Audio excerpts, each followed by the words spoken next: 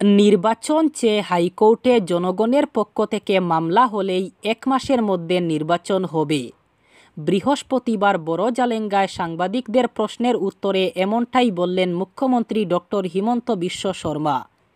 প্রায় 6 বছর ধরে কোনো পুরসভায় কোনো জনপ্রতিনিধি না থাকায় উন্নয়নের মুখ থুবড়ে পড়েছে বলে নির্বাচন নিয়ে মুখ্যমন্ত্রীকে সাংবাদিক প্রশ্ন করলে তিনি বলেন, হাইকোর্টে মামলা চলছে, সরকার এ নিয়ে লড়ছে। তবে মামলায় মুভ করলে জনগণ অথবা কোর্ট মনে করে রাজনৈতিক স্বার্থে সরকার লড়ছে। তাই শিলচরের জনগণ পিআইএল মামলা করে কোর্টে নির্বাচন চাইতে হবে। জনগণ সরব হলেই 1 মাসের মধ্যে নির্বাচন হয়ে যাবে। কিন্তু এর আগে মুখ্যমন্ত্রী বলেছিলেন, সাংসদ অথবা বিধায়ক চাইলে নির্বাচন হবে। এবার কিন্তু শিলচরের জনগণকে কোর্টের দিকে ঠেলে দিলেন তিনি। উল্লেখ্য, পুর নিগমে অন্তর্ভুক্ত করায় ছোট দুধপাতিল মাচুঘাট এলাকা থেকে একাধিক মামলা কোর্টে রয়েছে। গোটা ত্রিপুরা জুড়ে ভয়াবহ বন্যা পরিস্থিতি। শহরের বুকে আছড়ে পড়েছে কাটাখালের জল।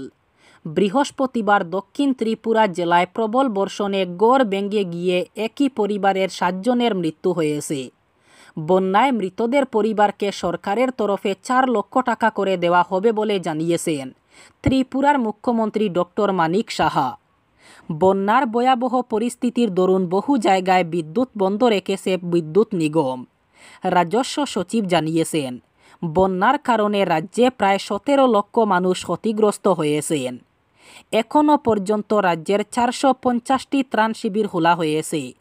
এই ত্রাণ শিবিরে 65,400 জন আশ্রয় নিয়েছেন। প্রশাসনের পক্ষ থেকে জরুরি ভিত্তিতে শিবিরগুলিতে বিভিন্ন ত্রাণ সামগ্রী বিতরণ করা হচ্ছে। কৃষি ফসল সহ বাড়িঘর এবং গবাদি পশুর ব্যাপক ক্ষয়ক্ষতি হয়েছে। বিদ্যুৎ নিগমের ব্যাপক ক্ষয়ক্ষতি হয়েছে। দেখা দিয়েছে জাতীয় সড়কে ফাটলও। এই অবস্থায় অরুণাচল প্রদেশ থেকে ত্রিপুরায় নিয়ে আসা হয়েছে প্রায় 200 এনডিআরএফ। সেনাবাহিনীর বিশেষ বিমানে তাদের জরুরি ভিত্তিতে ত্রিপুরায় নিয়ে আসা হয়েছে। দলাই বিধানসভা আসনের উপনির্বাচনে বিজেপির প্রার্থী কে হবেন? এটি এখন কাছাড়ের রাজনীতির গুরুত্বপূর্ণ প্রশ্ন। এ ব্যাপারে মুখ্যমন্ত্রী ডক্টর হিমন্ত বিশ্ব শর্মার মুখের দিকে তাকিয়ে সবাই। কিন্তু সাংসদ পরিমল শুক্লবৈদ্যকে বিপাকে ফেলে হিমন্ত প্রকাশ্যে সব দায়দায়িত্ব তার কাঁধে ঠেলে দিলেন। তিনি সাংবাদিকদের বলেন, পরিমলদা যাকে বলবেন তিনি হবেন দলাইয়ের প্রার্থী। প্রকাশ্যে তার কাঁধে এই দায়িত্ব অর্পণের দরুন টিকিটের দাবিদারের কাছে পরিমলকে এবার পরীক্ষা দিতে হবে। কাকে তিনি এই পদের অধিকতর যোগ্য বলে মনে করেন?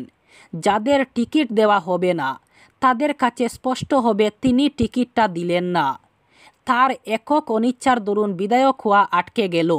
দ্বিতীয়ত, এভাবে পূর্ণ দায়িত্ব চলে আসার পর পুত্র উৎপলের নামটাই চূড়ান্ত করা পরিমল শুক্লবৈদ্যের মতো একজন প্রবীণ নেতার পক্ষে সম্ভব নাও হতে পারে।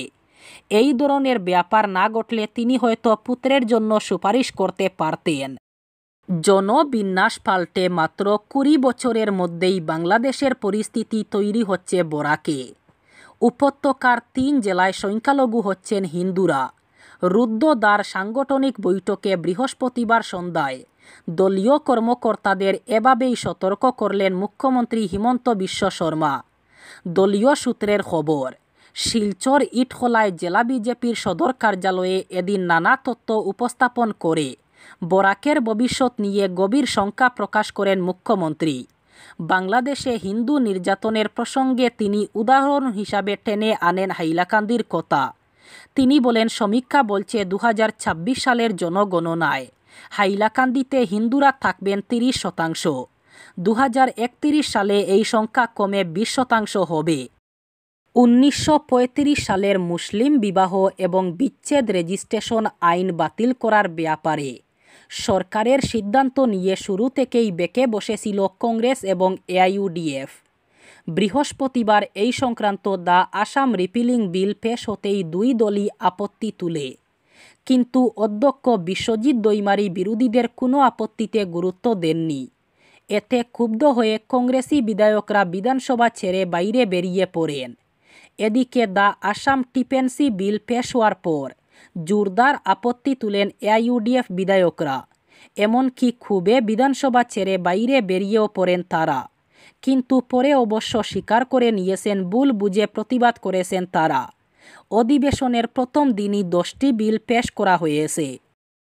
আরজি কর কাণ্ডে সুপ্রিম কোর্টের আহ্বানে সাড়া দিয়ে 11 দিন পর দিল্লির all India institute of medical sciences অর্থাৎ এইমসের চিকিৎসকরা কর্মবিরতি প্রত্যাহার করে নিলেন।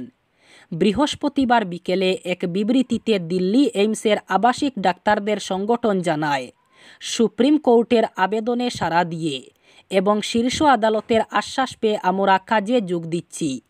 রোগীদের সেবাই আমাদের সর্বোচ্চ অগ্রাধিকার।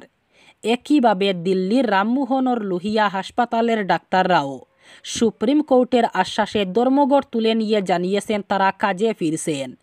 প্রসঙ্গত, এদিন শতন প্রণোদিত মামলার দ্বিতীয় দিনে শুনানিতে প্রধান বিচারপতি ডিওয়াই চন্দ্রচূড়, বিচারপতি জেবি পারদিওয়ালা এবং মনোজ মিশ্রর বেঞ্চ অবিলম্বে ডাক্তারদের কাজে ফেরার আহ্বান জানায়। আদালত বলে, ডাক্তারি ধর্মে জনস্বাস্থ্য পরিষেবাকে কোনোভাবেই অচল করে দেওয়া মানায় না। উল্লেখ্য, গত মঙ্গলবারও শীর্ষ আদালত ডাক্তারদের কাজে যোগ দেওয়ার কথা বলেছিল।